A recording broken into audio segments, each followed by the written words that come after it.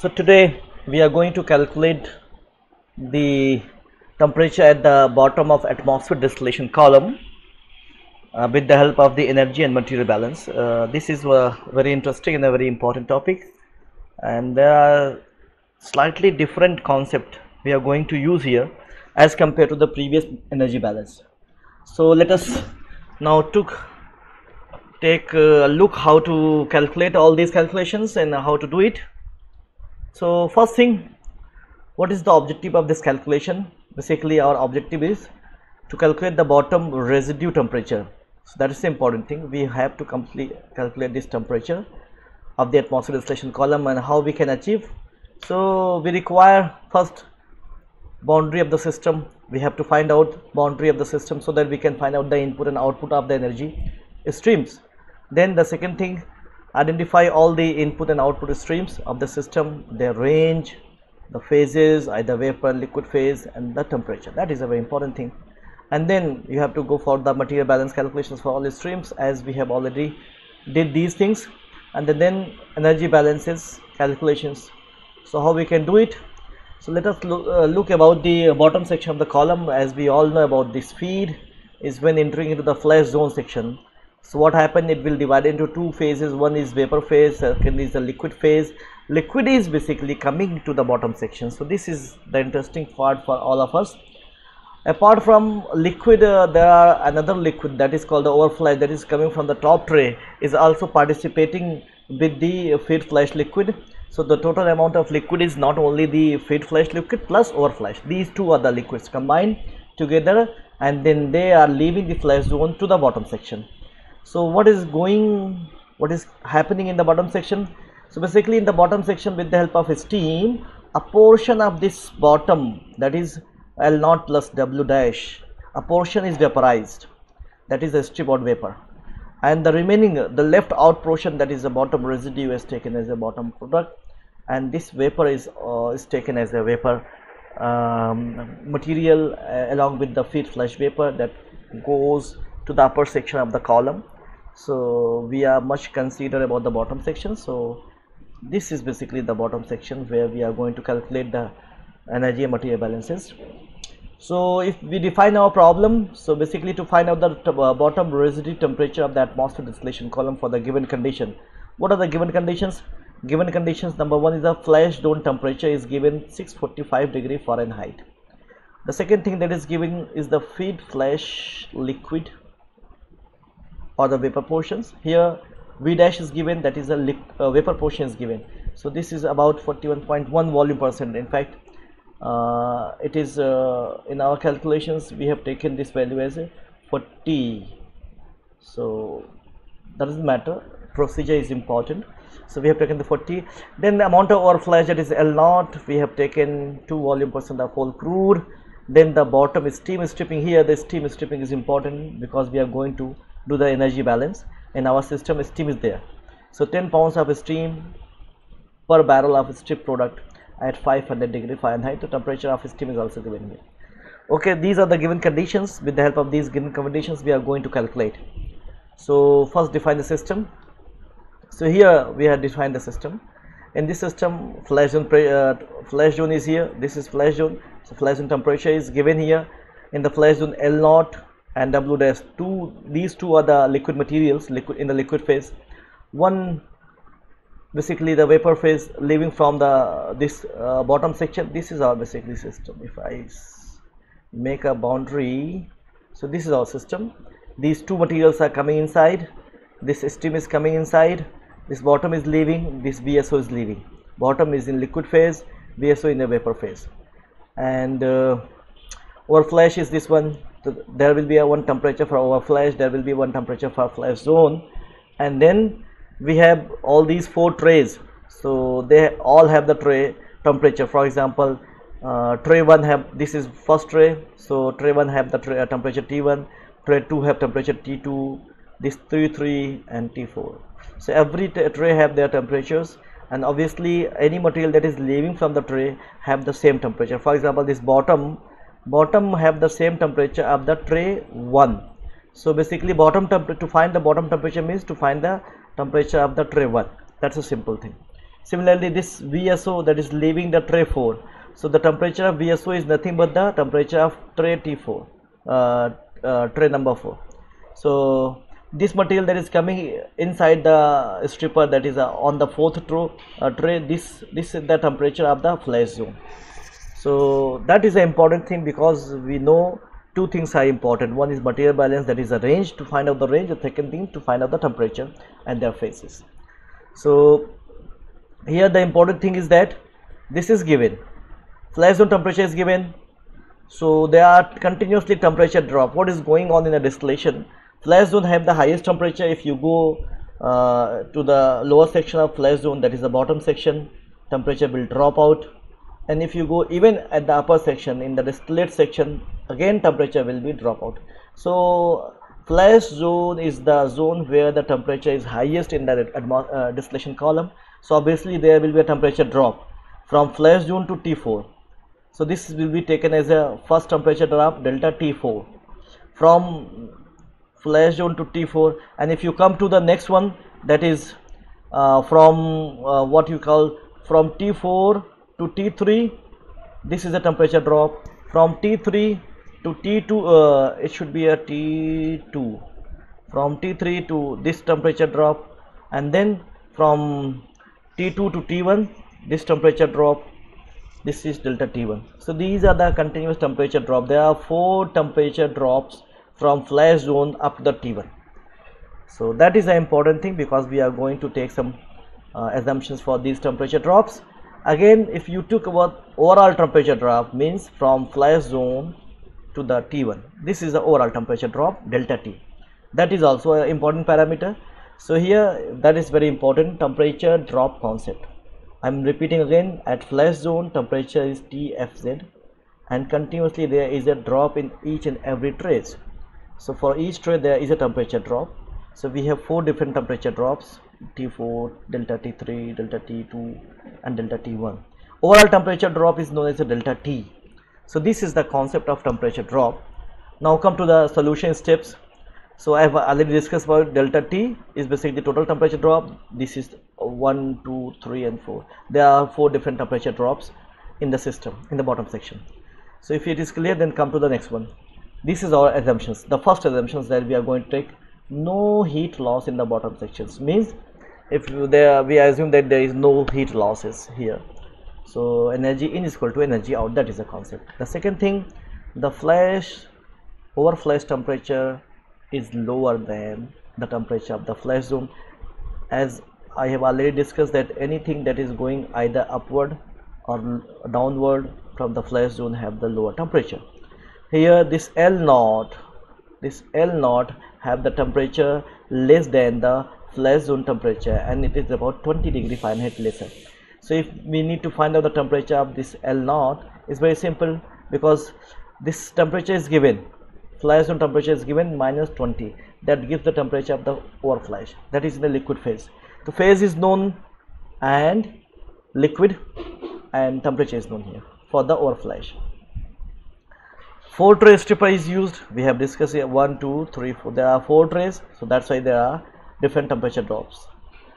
And that is also important. Temperature drop in each is equal at each tray. That is the important thing. What it means, that temperature drop delta T1 is equal to delta T2, and that is equal to delta T3, and that is equal to delta T4. So equal temperature drop. If there are 5 degree temperature drop between delta T1 to T2, the same will be the from T2 to T3, from T3 to T4 and so on, from T4 to flash zone temperature. So that's why if we take these assumptions, we can find out the temperature at different sections.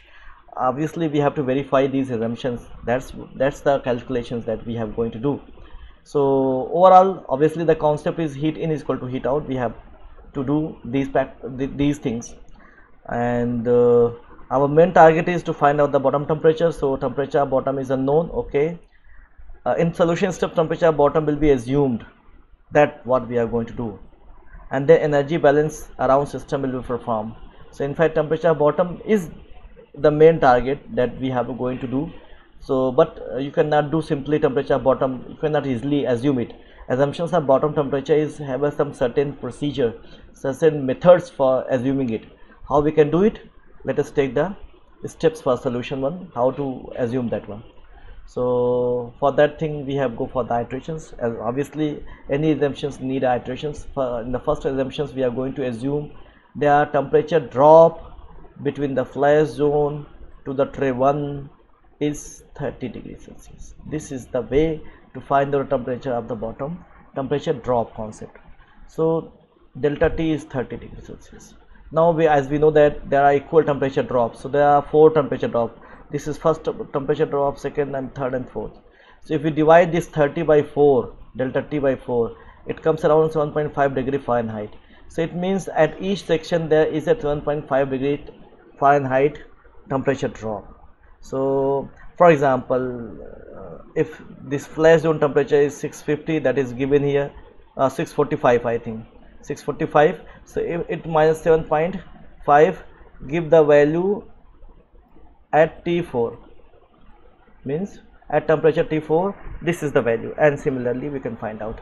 So after knowing all these things, taking their assumptions and iterations, we can find out the material balance steps for every stream that is involved here.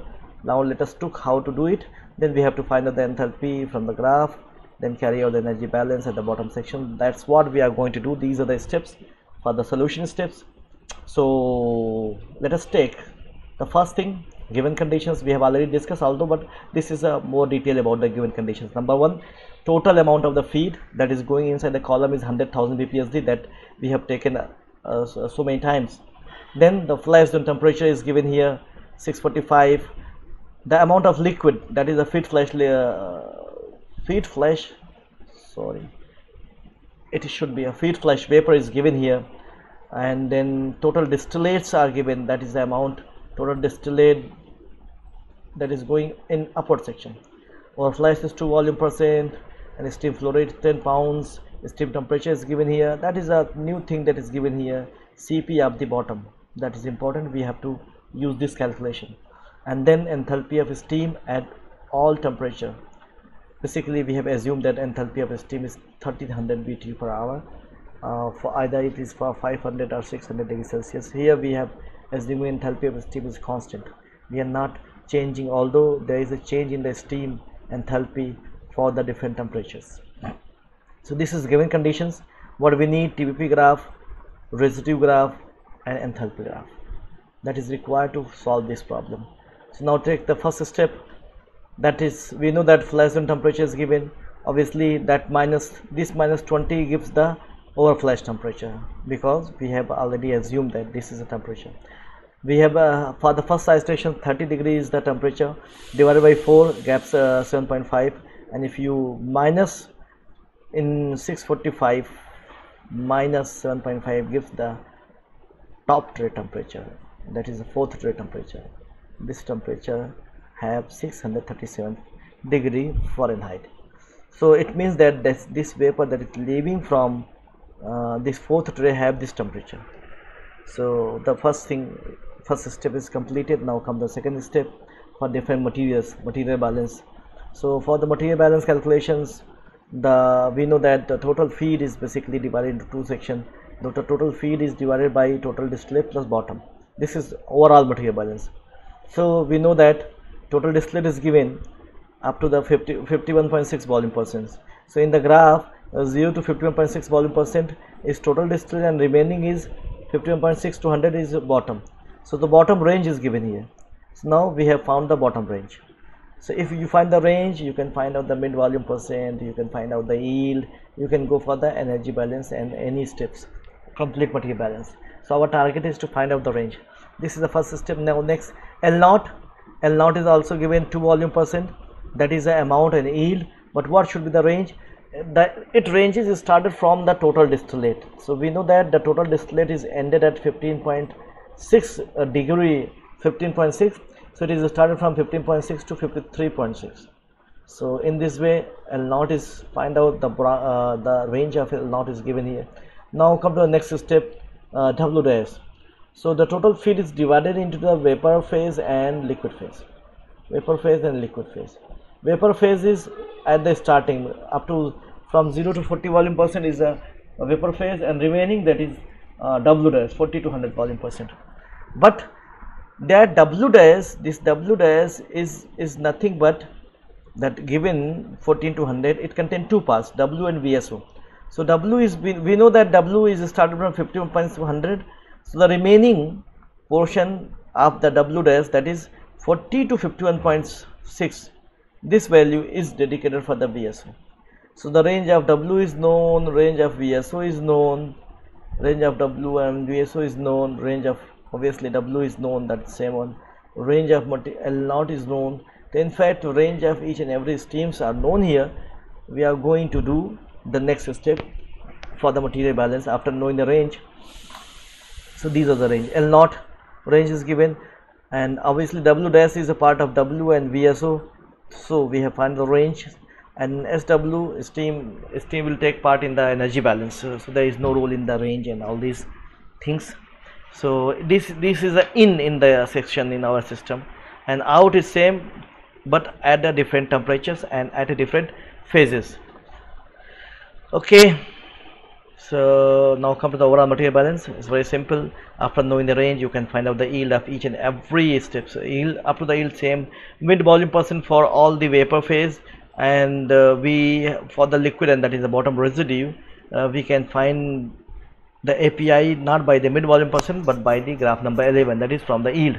That's why mid volume percent of W is not given in both the portions.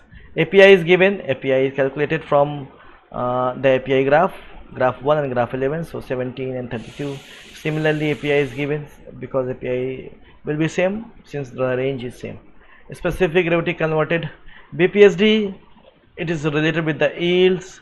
We know how to calculate it. BPSD, just multiply by 2 divided by 100 of the flow rate, that is 100,000. So BPSD to barrels per hour divided by 24 to pounds per hour, that is, you all know how to do it. So in this way we have found out the material balance, or up to the pound per hour. This is the story of material balance. Now come to the energy balance. For the energy balance, after material balance, we have to find out the temperature. So L0 we have calculated. W and VSO, these two are basically from the flash zone to 645. This is 500 given. Enthalpy we have to find out with the help of enthalpy graph. All these three, since all these three are in the liquid phase, so enthalpy of liquid is calculated. Enthalpy of the steam is given as 1300, so it is also given. So you just multiply the enthalpy multiply by the mass, that gives the total amount of heat. So in this way, total amount of heat that is inside the column is known. Now the interesting part is here. Here since we don't know exactly temperature of bottom, so that's why we are not going to calculate the temperature of bottom or the enthalpy of the bottom. We are doing it by reverse calculations. How we can do it? That is the basically our calculation method and our energy balance method. So L0, here the temperature of L0 is different. It is 535, or you can say 537. Sorry, if it is 637. So temperature is 637 in the vapor phase. Similarly, VSO is temperature is given 637 in a vapor phase. So the phase is important. Here it is in liquid phase in the inside, but from the outside it is vapor phase. So enthalpy is calculated for the remaining streams except the W, and then energy balance is calculated, and then energy, after calculating the energy balance, we have to add all these energy balance, that is energy in, and all the energy balance except W, that is energy out. So what is the next step? Next step is to find out the value of W. We have to go for the calculations in the W. So for that thing, first thing, heat in. So you have to sum all these values, that is heat in, and heat out, sum all these values, and that is heat out. So one thing is missing. So what happened? Because energy is conserved, so heat in is equal to heat out. So we can say that any difference in these two materials, heat in minus heat out, that gives the amount of QW. So amount of QW can be easily calculated by 386 what is the number minus 119 million in fact. so that gives the 267 value. This is the BTU per hour, million BTU per hour is the amount of QW. Now there is a turning point that will be taken in the next part of the video. Thank you.